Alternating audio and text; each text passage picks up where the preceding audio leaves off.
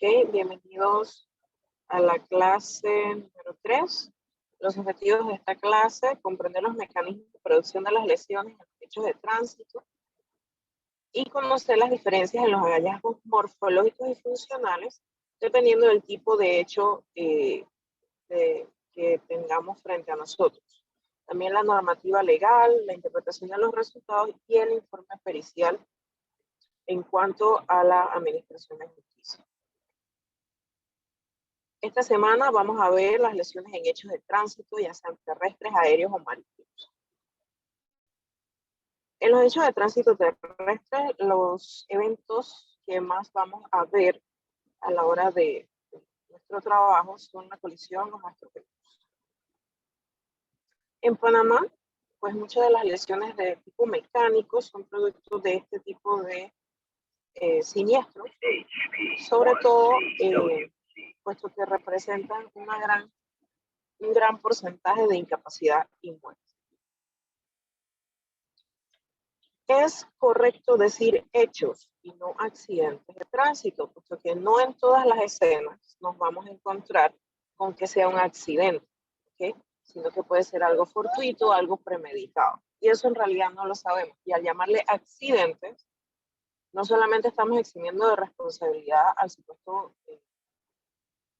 perpetrador, sino que estamos como quitándole la importancia de la administración de justicia que tiene este hecho.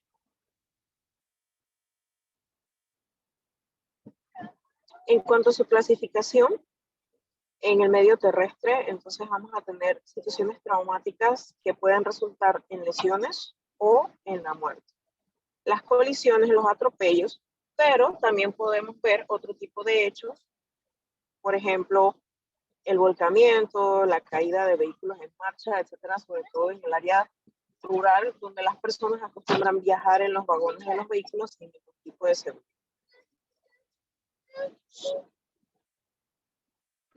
En cuanto al estudio forense, la evaluación pericial de estos casos va a tener dos aristas: aquellas personas vivas y aquellos cadáveres, ¿okay? Personas sin signos vitales. En las personas vivas vamos a buscar la evaluación del tipo y gravedad de las lesiones y las complicaciones y secuelas que pueden tener. En los cadáveres, los principales objetivos serían entonces la determinación de la causa de la muerte y la investigación del rol de probables factores contribuyentes, por ejemplo, algún tipo de enfermedad que, por ejemplo, si es cardiópata, le dio un infarto mientras iba manejando y pues se dio el hecho de tránsito. O también el uso de tóxicos, entre ellos el alcohol y las drogas. En las colisiones, como vemos en esta imagen, que es como un objeto fijo. Usualmente es con objetos fijos o con otros vehículos. El daño causado al cuerpo se debe principalmente al cambio de la velocidad, ya sea por aceleración o desaceleración. Este cambio se puede cuantificar dependiendo de la cantidad de lesiones y la gravedad de las mismas. Y podemos determinar también la fuerza con la que ese cuerpo estuvo en ese mecanismo de trauma. La mayor parte de las colisiones ocurren por impacto frontal. La fuerza principal va a ser la desaceleración. Y en los impactos posteriores, por ejemplo, la fuerza predominante va a ser la aceleración. Si yo me doy de frente con un objeto, simplemente estoy frenando bruscamente, mientras que si me dan por detrás en el vehículo, entonces lo que están haciendo es dándome un impulso, ¿verdad? Para aumentarla, aceleran el vehículo donde yo. Acá tenemos los distintos ejemplos, ¿verdad? La flechita me indica, entonces, por dónde, la flechita me indica el tipo de mecanismo que tengo en esa colisión, ya sea aceleración o desaceleración.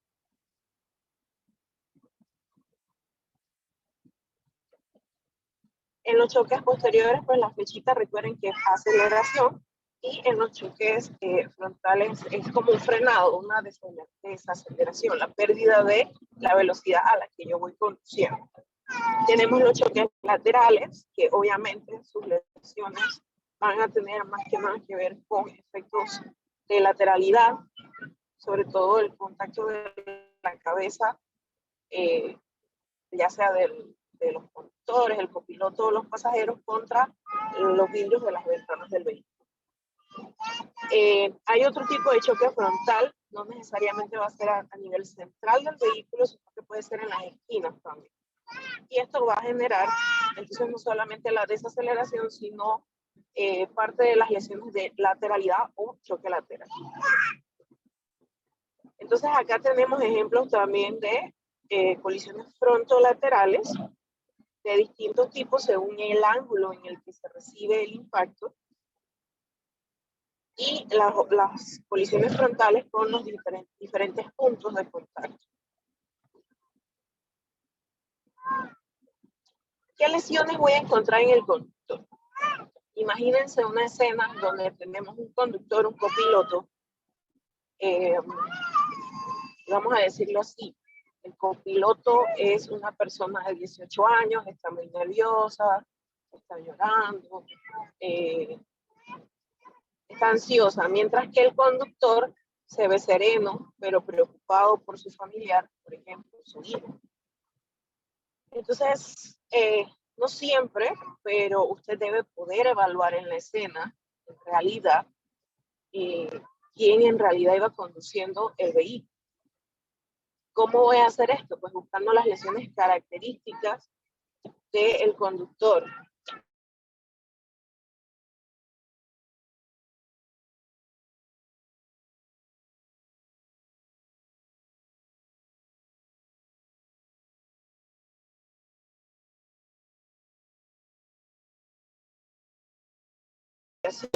Dijimos, y heridas en el rostro, ¿no?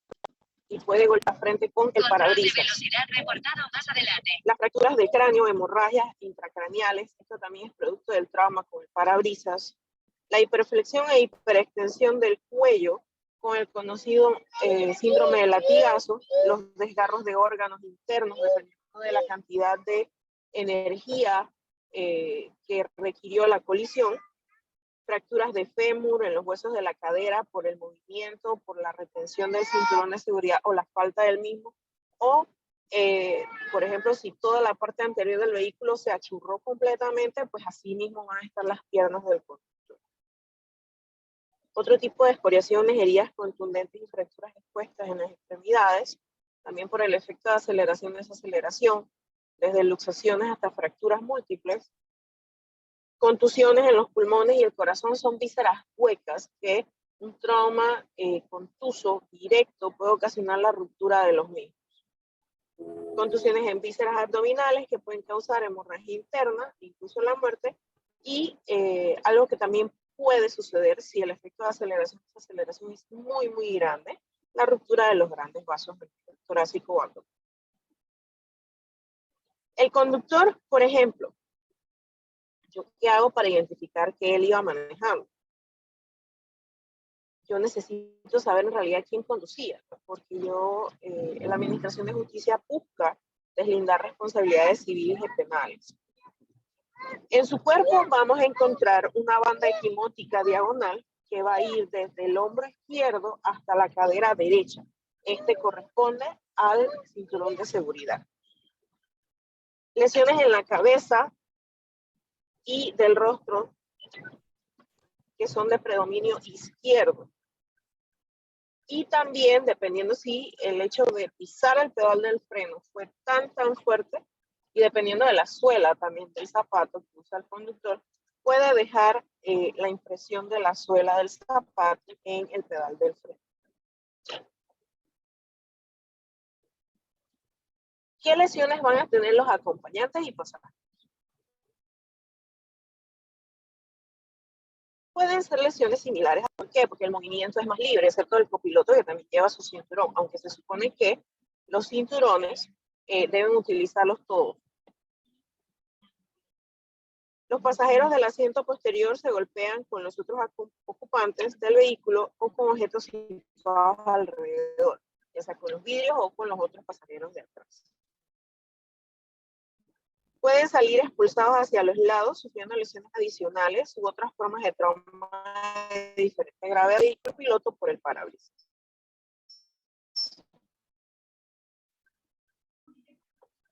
En los accidentes por motocicleta, entonces, tiene alta mortalidad, las personas son muy confiadas, vamos a decirlo de esta manera. ¿Por qué? Porque pues, ¿para qué yo necesito un casco? ¿Para qué necesito rodilleras? ¿Para qué necesito botas y pantalones especiales para motos? O sea, eso pesa mucho, me desluce mi look motociclista, etcétera, etcétera, ¿no?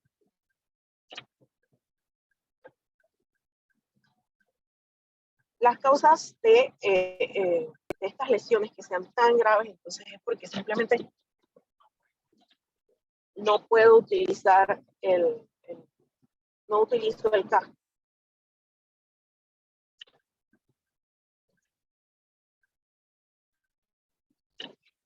Las lesiones más graves sobrevienen en la cabeza por la caída violenta a una gran velocidad con fracturas en la calota y de la base del cráneo, especialmente la fractura en anillo que podemos ver en esta imagen radiográfica, ¿verdad? Donde está la flechita amarilla, ahí está la base del cráneo por donde pasan muchos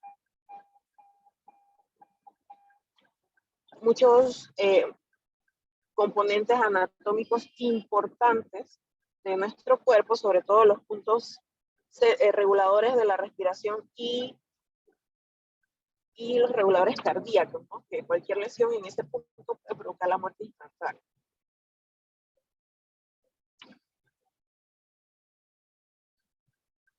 Entonces también tenemos lesiones a nivel del encéfalo que pueden ser severas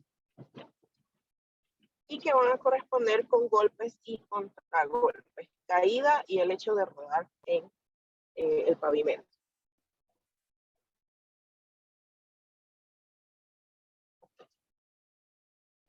En el son comunes las luxaciones y las vértebras cervicales, en el tronco las fracturas de las costillas y las lesiones viscerales, y en las extremidades escoriaciones por arrastre, equimosis y las fracturas abiertas o cerradas. Esta pelvis que vemos aquí tiene una fractura que conocemos en el medio como fractura en el libro abierto.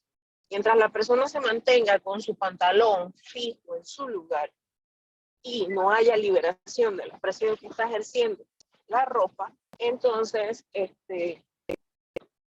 no hay problema. El detalle sería entonces cuando, por ejemplo, ya llegamos al hospital y quitan el pantalón para examinar al 100% a la persona. Y pues nadie pensó que podía darse este tipo de fractura. Y cuando liberan el pantalón, el paciente cae en shock. O sea, puede caer en paro incluso. Y esto se da más que nada porque la cadera es un hueso que sangra muchísimo, muchísimo. Denme un segundito.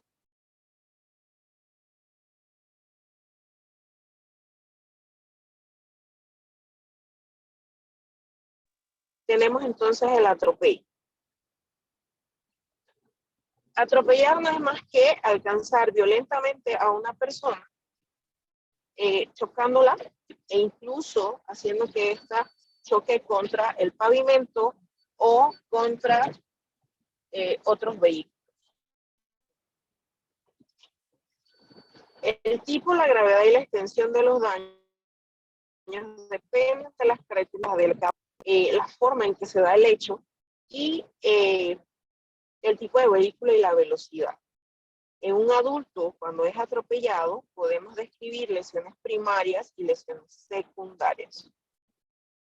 Las lesiones primarias, entonces, son aquellas causadas por el contacto inicial del vehículo contra la anatomía de la persona atropellada, y esto usualmente ocurre en las extremidades, que es el punto de contacto inicial con el vehículo que está atropellando.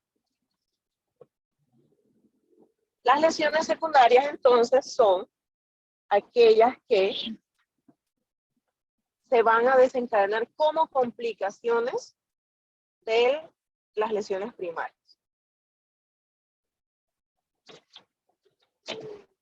¿Cuáles son las fases del atropello? Son 4. En el adulto, ¿ok? Vamos a tener el choque, que es cuando hace contacto la persona, el vehículo con la persona. Vamos a tener las caídas, el aplastamiento y el arrastre. Usualmente solo vamos a ver las dos primeras, pero en otros casos podemos tener las cuatro.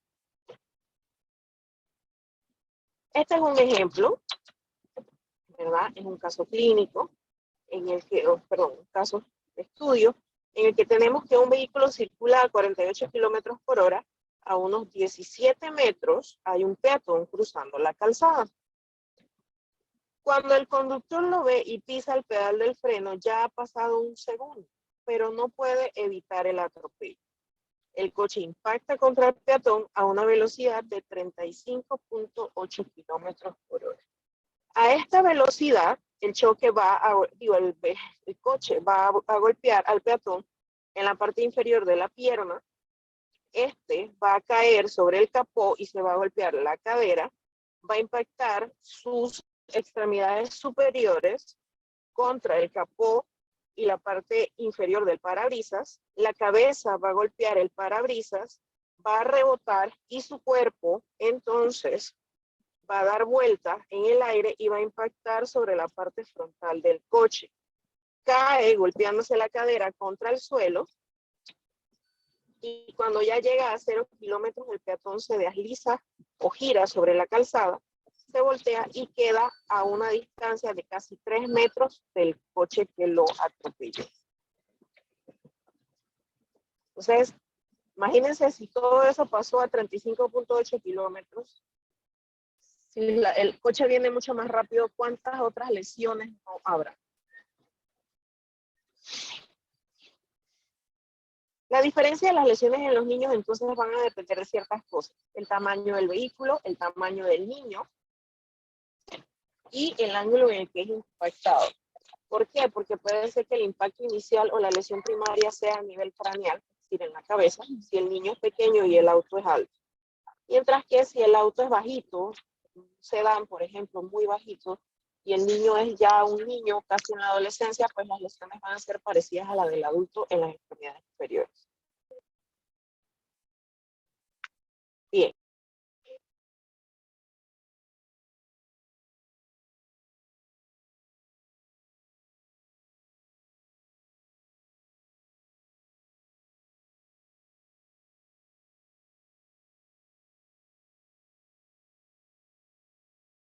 Entonces, tenemos entonces, perdón, la fase de choque. En los adultos atropellados por vehículos tipo sedán, el impacto inicial va a ser en una o en ambas piernas. Y de ahí entonces van a darse como consecuencia el resto de las lesiones presentes. La caída luego del impacto inicial y dependiendo de la velocidad del vehículo que realiza el atropello, pues como les mencionaba en el ejemplo, la víctima puede caer sobre el capó y el parabrisas o simplemente salir despedida hacia el pavimento. En las fases de aplastamiento, una vez que la persona cae al piso, el vehículo que lo atropelló u otro vehículo que viene detrás le puede pasar por encima, generándole nuevas lesiones o complicándolo.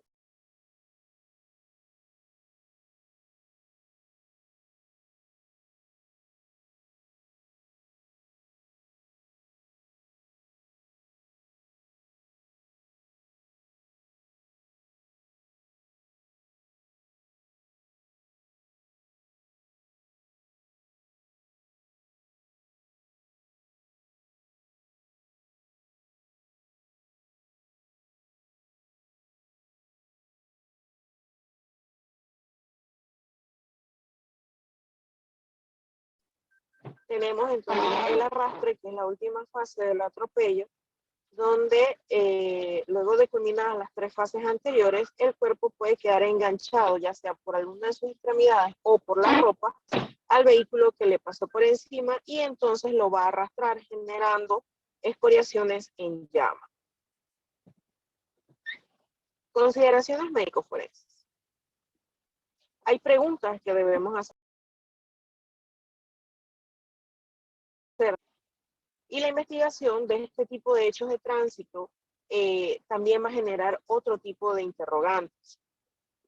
cuando el perito, ya sea el perito de campo o el perito forense o el perito médico, van a hacer el estudio, ya sea de la escena o de la víctima o del cadáver, tiene que preguntarse algunas cosas, generarse hipótesis.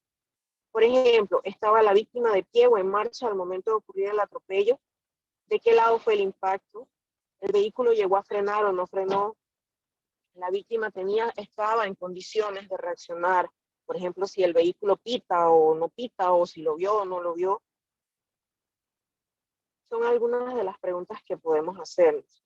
Indican en las lesiones que el vehículo venía a velocidad. En los casos fatales, es decir, cuando la víctima muere, ¿cuánto tiempo sobrevivió la víctima después del impacto? ¿Estaba la persona muerta cuando ocurrió el atropello? ¿Estaba la víctima intoxicada al momento de ocurrir el hecho? Intoxicada es decir que estaba bajo los efectos del alcohol o las drogas.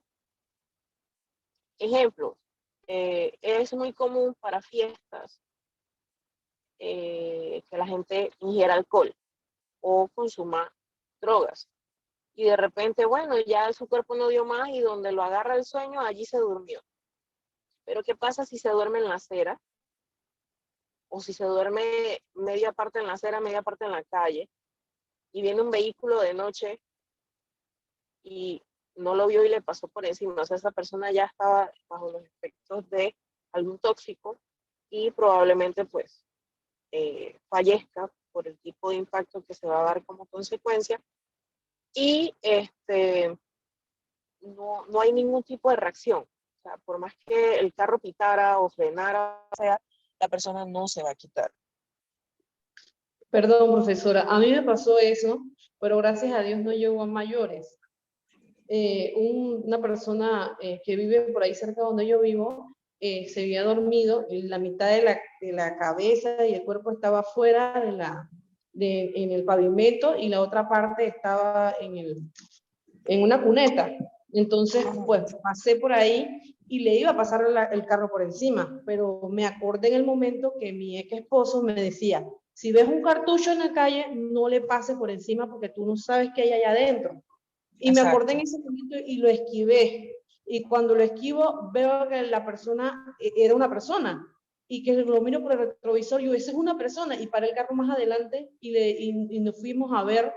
Era un muchacho que estaba bien borracho y lo que hicimos fue que lo metimos al carro y lo llevamos hasta su casa, pero eso sí, lo llevamos, no le dijimos nada, pero después que lo vimos que estaba buenísimo, le dimos una regañada muy grande. No, sí, Pero, claro, pero a veces cuando están bajo los efectos del alcohol o las drogas, eso es por gusto. Igual hay personas que no miden lo que hacen cuando salen de fiestas, entonces es un poquito difícil, ¿no? Bien, vamos a la alcoholemia y su relación con los hechos de tránsito. Así como los accidentes de tránsito, también es muy común que estos sean causados por algún tipo de estupefaciente o tóxico, entre ellos el alcohol, puesto que en nuestro país es la droga de abuso más consumida. Y se ha demostrado que hay una relación directa entre el consumo del alcohol y la alta incidencia de hechos de tránsito. Cuando las disposiciones legales referentes al consumo de alcohol se hacen más rigurosas, como por ejemplo el aumento de las multas y las consecuencias por manejar bajo los efectos del alcohol, por ejemplo, usted fue de fiesta, se tomó 5 cervezas y qué suerte que ese día estaban haciendo retén y lo pusieron a soplar porque la vieron con los ojos llorosos. Ya ellos tienen tanto tiempo trabajando en esto que ellos ya saben cuáles son los síntomas de una persona bajo los efectos del alcohol. No solamente el aliento, porque el aliento se puede enmascarar. Usted se puede comer una manzana verde, se come unos chicles de estos de menta, no sé qué más es lo que hacen, pero bueno. Pero hay otros síntomas que usted no puede pasar por alto, los ojos llorosos, incluso el hablar un poquito enredado, estar más feliz de lo usual, etcétera, etcétera. Entonces, ya con eso lo ponen a uno a soplar en el alcoholímetro y si marca, pues le quitan la licencia, le quitan el carro. La segunda vez, creo que son 3 meses, ya no recuerdo cómo fueron las modificaciones últimas que hicieron a este tipo de hechos, pero pues son mucho más estrictas que antes, cuando yo saqué mi primera licencia, que no fue hace mucho, pero bueno.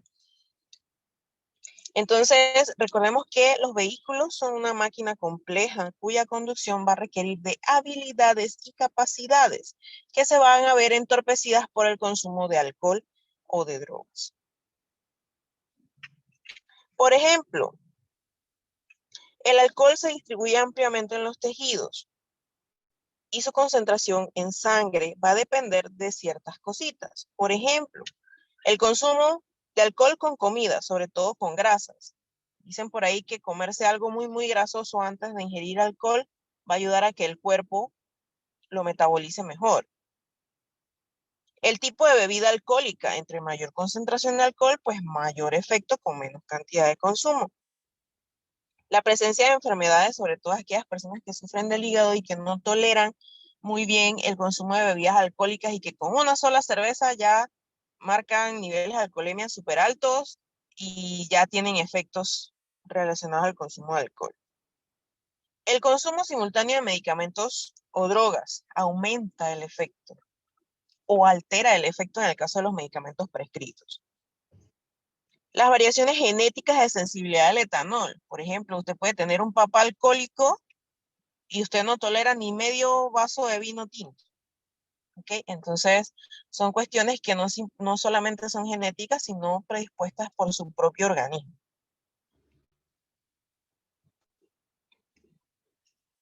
La alcoholemia. Recordemos que el consumo de alcohol y sus efectos son acumulativos en el cuerpo. Una persona saludable va a metabolizar el 90% del alcohol ingerido a través del hígado a razón de 15 miligramos de alcohol por 100 mililitros de sangre por hora. La alcoholemia es una prueba de laboratorio que mide la cantidad de etanol en miligramos por cada 100 mililitros de sangre. Y la interpretación de estos valores es compleja, pues depende de múltiples factores. Además que también existe el alcoholímetro, que es donde usted sopla, ¿ok? Entonces, por ejemplo, efectos secundarios del consumo de alcohol con mediciones en sangre menores en 30 miligramos, solo vamos a tener deterioro de habilidades complejas. De 30 a 50 miligramos, deterioro de la capacidad para conducir. De 50 a 100 miligramos, signos objetivos de embriaguez, lo que les mencionaba. Cuando uno es introvertido, se vuelve un experto hablador que nadie lo para. Pérdida progresiva de las inhibiciones, trastornos sensoriales, por ejemplo, la disminución de la capacidad de adaptación a la luz y a la oscuridad, la pérdida de la discriminación de los colores, la disminución de la respuesta a estímulos visuales, el deterioro del habla, la inestabilidad, las náuseas, cuando tenemos de 100 a 150 miligramos, de 150 a 200 miligramos, una marcha tambaleante y una ebriedad obvia. Y de 200 a 300 miligramos en sangre podemos tener estupor, vómitos y coma, niveles de intoxicación. Hechos de tránsito aéreos. Son accidentes de aviación o de aeronaves que ocurren cuando algo no sale bien entre el momento en que la persona aborda el avión hasta el momento en que la persona desembarca el mismo. Ya sea que la aeronave sufra daños o que el avión desaparezca completamente y no se pueda encontrar o sea inaccesible. Por ejemplo, se cayó en la selva. Hasta ahora el desastre más mortífero relacionado a accidentes aéreos ocurrió el 11 de septiembre de 2001, como todos saben, en Nueva York, en el World Trade Center, que fue destruido por el estruendo intencional del vuelo número 11 de American Airlines y el número 175 del United Airlines.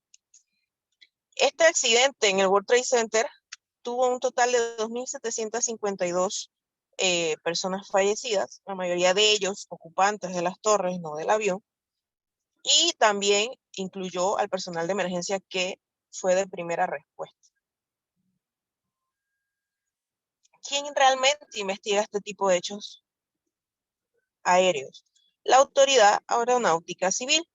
La Oficina de Investigación de Accidentes Aéreos es la que tiene como misión la investigación de los accidentes, incidentes graves o incidentes de aeronaves privadas y comerciales en el territorio nacional, con el único objetivo de la prevención de futuros accidentes o incidentes aéreos. En realidad, ellos no buscan determinar la culpabilidad o responsabilidad de nadie. Eso ya tendría que verlo en el aspecto civil del derecho. Pero en realidad quien investiga son ellos. Las causas más comunes, dicen ellos que el error del piloto, errores relacionados al clima, las razones mecánicas, errores humanos, el tiempo, es decir, el clima, las fallas mecánicas, los choques con aves que pueden dañar los motores y cualquier tipo de sabotaje. En los hechos de tránsito marítimos, son un evento o una secuencia de eventos que da lugar a cualquiera de los siguientes o que haya producido directamente relacionado con operaciones en un buque. Por ejemplo, la muerte o lesión grave de una persona, la pérdida de una persona que iba en un barco y de repente desapareció, la pérdida, presunta pérdida o abandono de un barco y el daño material del mismo. La varada o la inhabilitación de un barco o la implicación de un buque en una colisión, ya sea con otro barco o los atropellos, que es algo muy raro, pero sí se puede dar. Daños en materiales a la infraestructura externa de un barco que pueden poner seriamente en peligro la seguridad del mismo o de otro buque o de un individuo. Daño severo al medio ambiente o potencial daño severo al medio ambiente provocado por el daño de los buques y los derrames de combustible, obviamente. ¿Quién investiga? Según la resolución 6 de 2007, la Dirección General de Marina Mercante, con el Departamento de Investigación de Accidentes Marítimos, entonces es quien va a realizar las investigaciones en los buques con bandera panameña y si están en aguas territoriales de la República de Panamá, independientemente de la bandera que tenga el barco.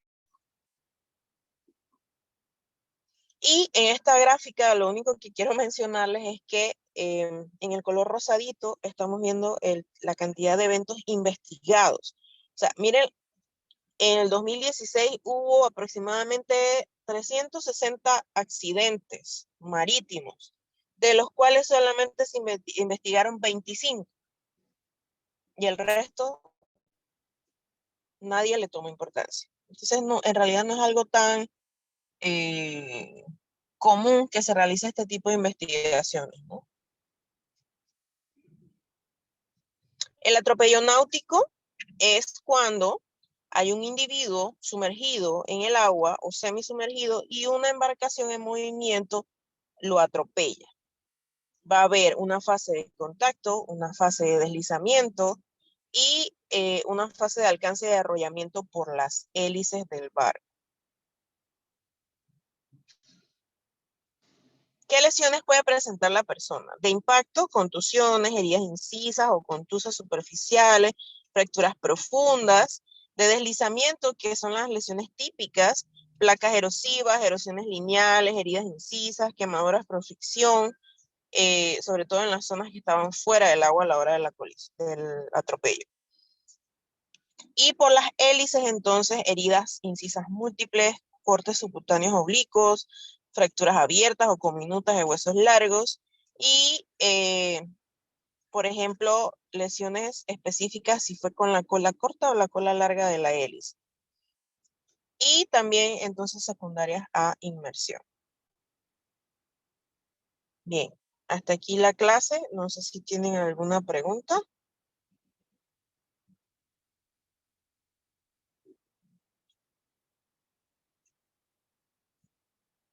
En realidad, lo más común va a ser los hechos de tránsito terrestre. Los marítimos y los aéreos no son tan comunes.